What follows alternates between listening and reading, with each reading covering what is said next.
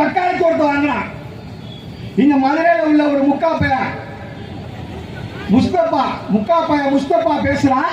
நாங்களும் பெரியார வச்சிருக்கிறோம், திமுக காரன் சொல்றான் நாங்களும் பெரியார வச்சிருக்கோம். ஏன்னா அவருக்கு ஐட்டம் ஆளாளுக்கு வச்சுக்கிட்டு நாங்களும் பெரியார வச்சிருக்கோம்.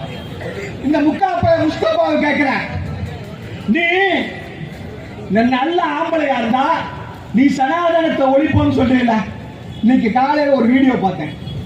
அந்த வீடியோல ஒரு முஸ்லீம் பொம்பளை கேட்குது, ஐயா திருவல்லிக்கேணி மசூதிக்குள்ள தமிழ் முஸ்லீம்களை உள்ளே விட மாட்டேங்க, உருது பேசுற முஸ்லீம்கள்லாம் அல்லாஹ்வுடைய தூதர் மாதிரி பேசுறான், எங்களெல்லாம் அடிச்சு வரட்டுலாம் சொல்றான். நான் முக்காப்பைய முஸ்தபாவை கேட்கிறேன், நீ நல்ல ஆம்பளையா இருந்தா அதை பத்தி உன்னால பேச முடியுமா? நீ இஸ்லாத்தை ஒழிப்போன்னு பேச முடியுமா முக்காப்பைய முஸ்தபாவோட?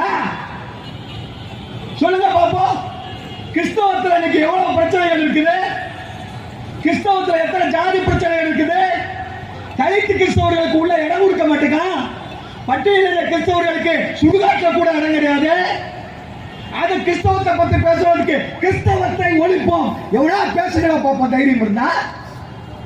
பெரிய சமூக சமத்துவத்தை மக்களை பிளவுபடுத்துகிற சனாதனத்தை ஒரு ஒழிக்க போறார் கிழிச்சாரு. மக்களை பிளவுபடுத்துகிற கிறிஸ்தவத்தை ஒழிப்போம் பேசு பார்ப்போம் உதயநிதி. மக்களை பிளவுபடுத்துகிற இஸ்லாத்தை ஒழிப்போம் பேசுவானா முக்காப்பைய முஸ்தபா?